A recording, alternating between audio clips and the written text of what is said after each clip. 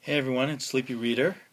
Um, I seem to like statistics and numbers and things like that. And I got to thinking about how long does it really take me to read a comic book. I've probably thought about it before, but I thought about it a little more closely this time after watching a video by Tim Morant where he was discussing his experience reading an Alex and Ada trade. I guess probably the first trade of Alex and Ada.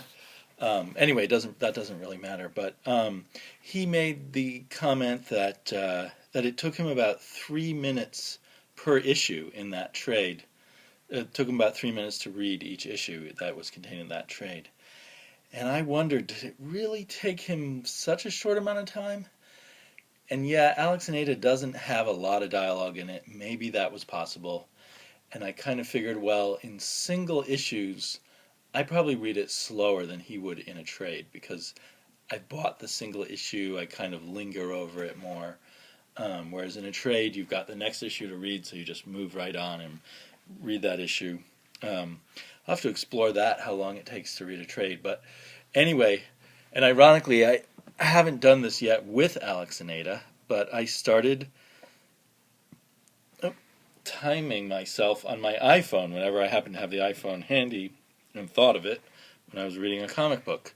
So I'd put on the handy clock stopwatch, start it running. I guess that's hard for the camera to focus on, like so. And then and if I happen to pause and go off and do something else, I'd stop it and then I can restart it. And I would then record how long it took to read it on this notes app, and then just move on and read the next comic book. And I didn't want to be really self-conscious about it, so I would start recording or start timing and then, blank the screen, like so. And I think I would almost always forget that I was timing myself till I got to the end of the comic book, and I would linger over the cover or look at the back matter as much as I normally would, which is usually just sort of scanning the back matter, if there is back matter, reading little bits of it. So I guess I've ended up, I don't know, maybe 10 comics that I time myself reading. I think I actually want to do this again with a greater variety of comics. But I still found results that surprised myself. This timer's still going. So it just keeps going even though you turn the phone off. You can't see that. Yeah. So it's going the whole time. I can time myself. You guys won't see it.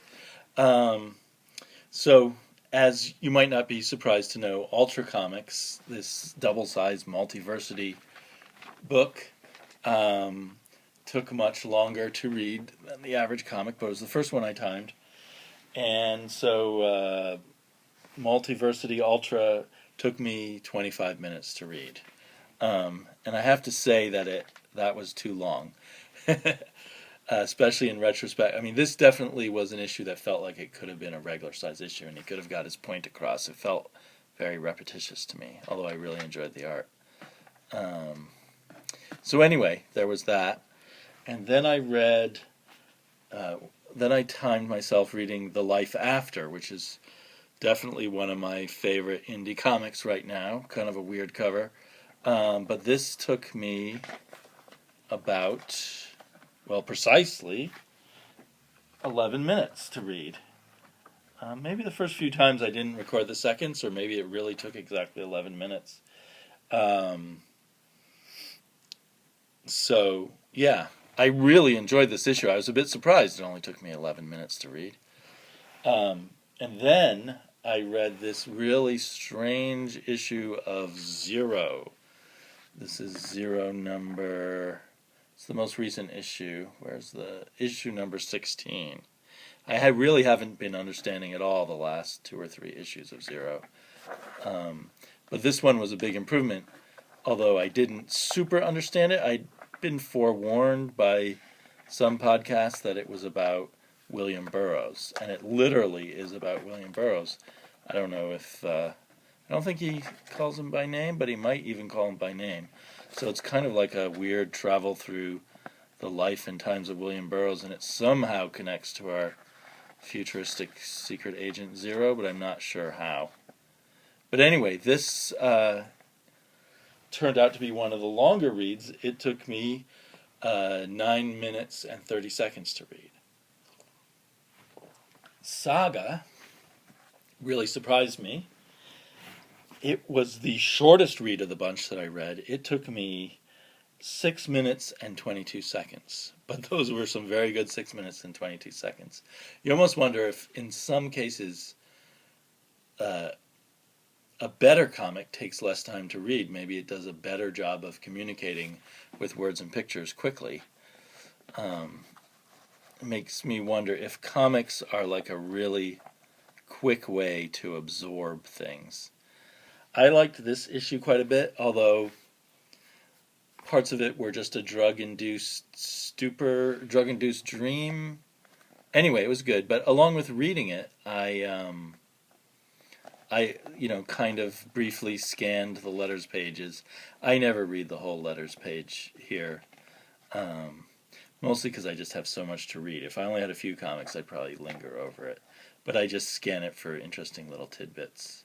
I might have looked at the ad in the back, but altogether, it just took me 6 minutes and 22 seconds. Birthright took me a little more than a minute longer than that. It took me 7 minutes and 34 seconds. I also very thoroughly enjoyed this issue of Birthright. Incredible art and coloring, great story. I'm pretty riveted by Birthright's another favorite of mine. I got a lot of favorites at this point, I guess. And I guess it had a letters page. I know I sort of skimmed and scanned this letter page. I remember gleaning little bits of information about it, the comic book from that.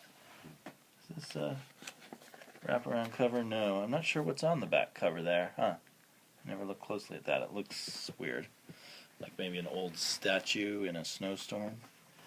So yeah, Birthright took me 7.5 minutes.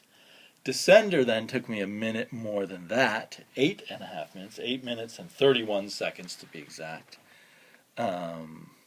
This was, as I think I've heard other people say, this issue was maybe even better than issue 1, maybe because it was more focused on character, but a very interesting issue and definitely leaves me excited for the next issue. I did not read this preview at the end, or maybe I did.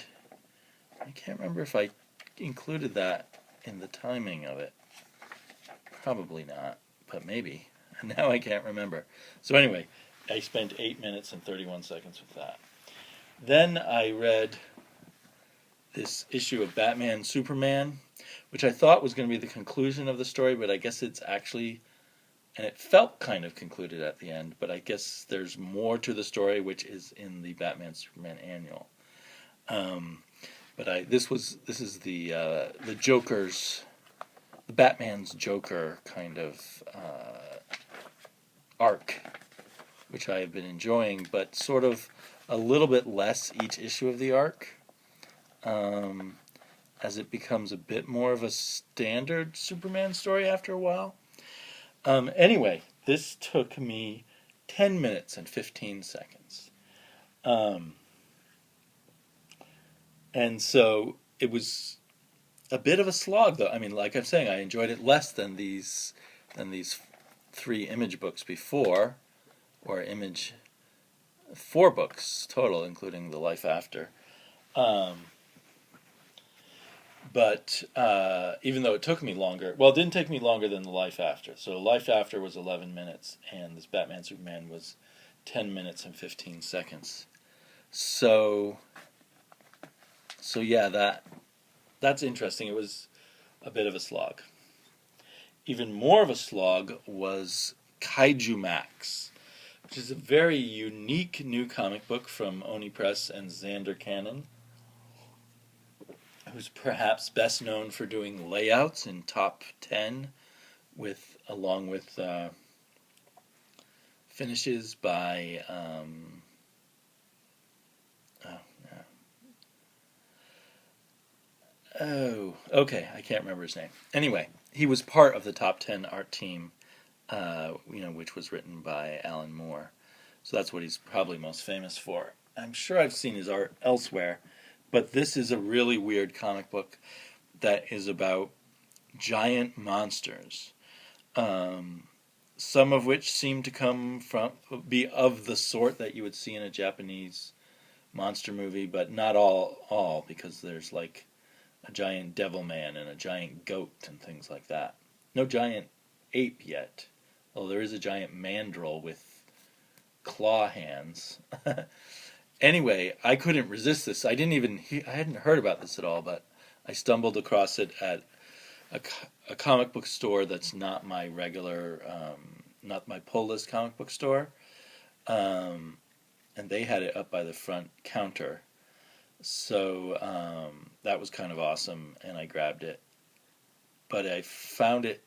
I probably will get issue 2 because I just like this idea of a book about lots of giant monsters. But so it's like about prison life for giant monsters. They're all imprisoned on this one island. The humans have this giant robot that keeps them in line, and they're all doing little prison machinations with each other, making deals and stuff. So it's kind of funny, but anyway, I think I kept having to flip back and forth to figure out what was going on.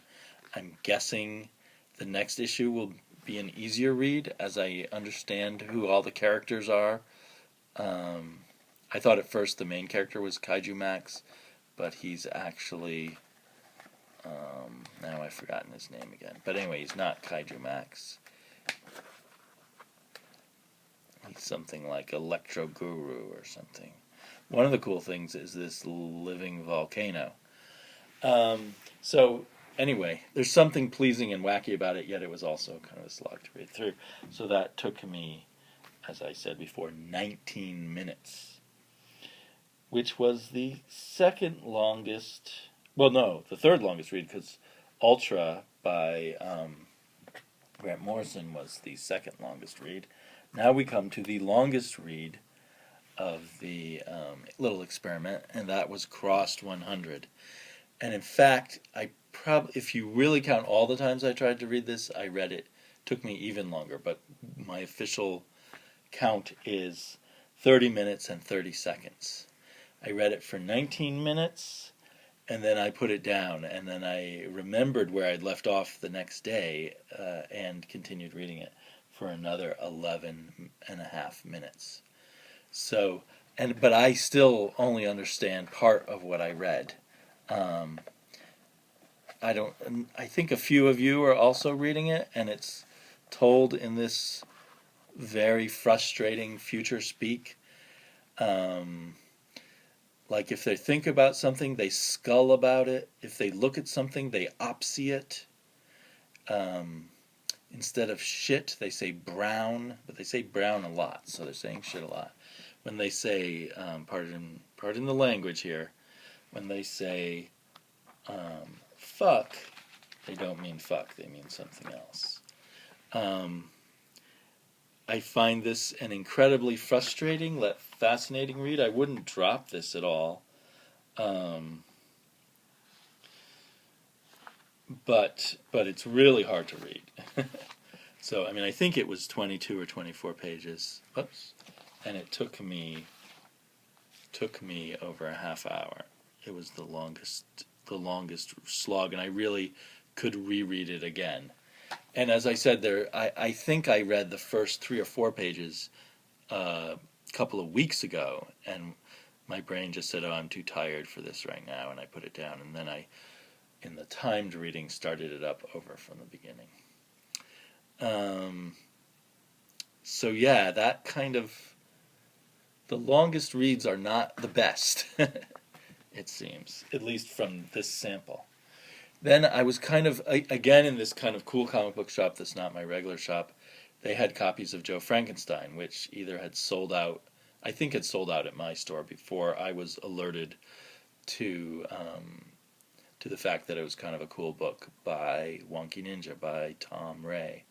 So they had both issue 1 and issue 2, and I decided to grab both, even though I was paying full price, because I didn't know whether I'd be able to find either of them anywhere else.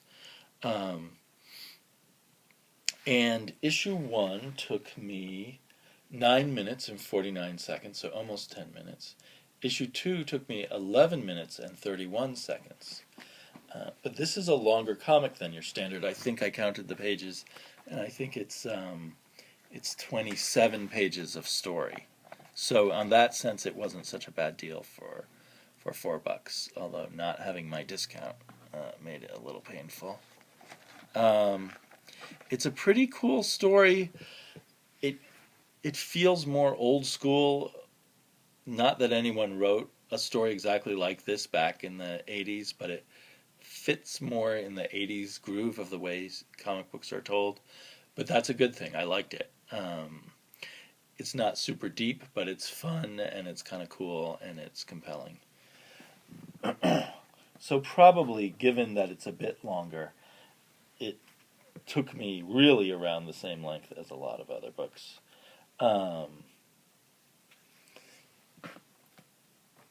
I'm actually starting to think, from what I've done so far, what I've timed so far here, that maybe the standard time for reading a comic book for me is 9 or 10 minutes.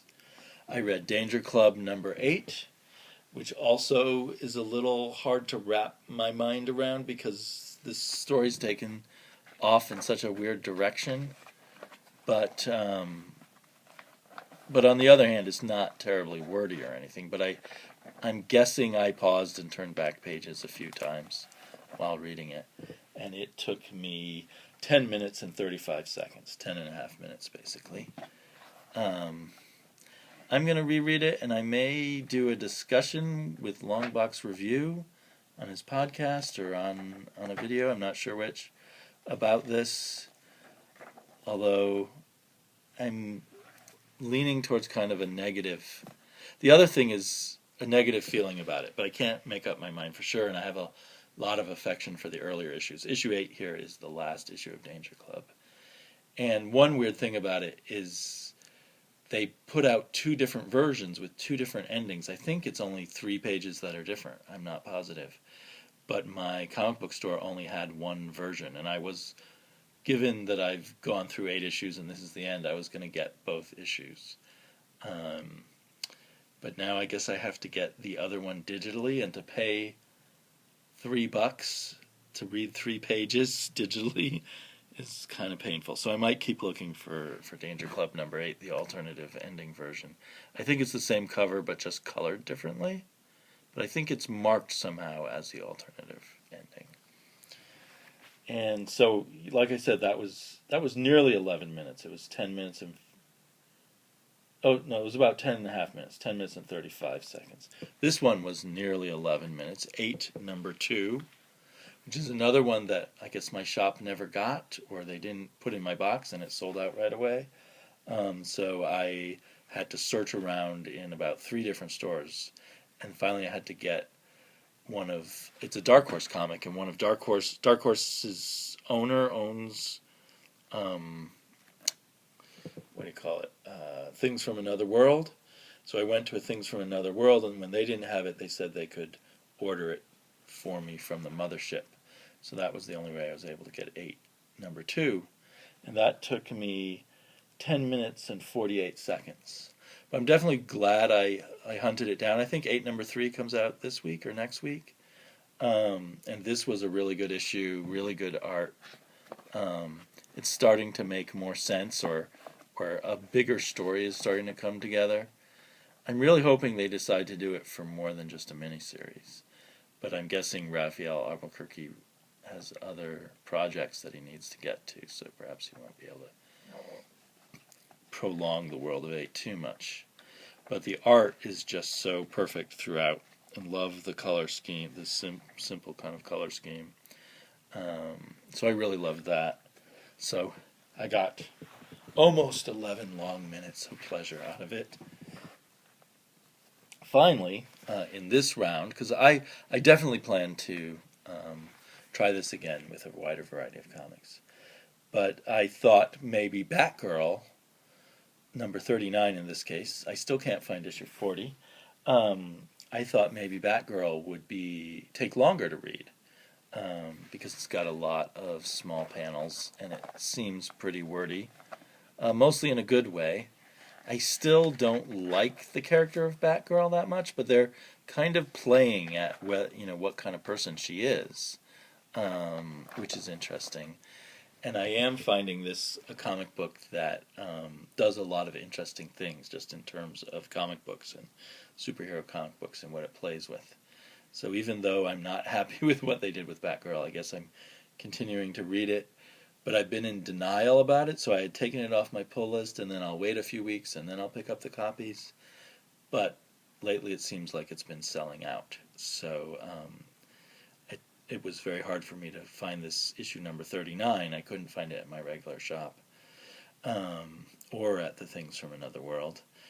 Finally found it at that other cool shop I was talking about that seems to have more of the cool comics. But they didn't have issue 40, so I still have to find that. But anyway, Batgirl took me 10 minutes and 12 seconds. So yeah, I'm feeling kind of like 9 to 10 minutes is what the standard comic takes me to read. It's quite possible that it could take just 3 minutes to read some comic book, or maybe Alex and Ada, or maybe not for me. Maybe I'm a little bit slower reader than some people. I definitely think of myself as sitting and enjoying the art. But, I love the art in Saga, but it still only took me 6 minutes and 22 seconds. When I have time, I do like to go back thumb through comic books, enjoy them, occasionally completely reread them. So that may also be, is $3 cover price for 6 minutes of entertainment, or really maybe on average 10 minutes of entertainment. Is that a good value? Not particularly, but this is my favorite form of entertainment, so there you go. I don't know. Does anyone else have thoughts about how long it takes to read comics? Is a better comic book actually a faster read? Anyway, I'll talk to you all very soon. Sometime.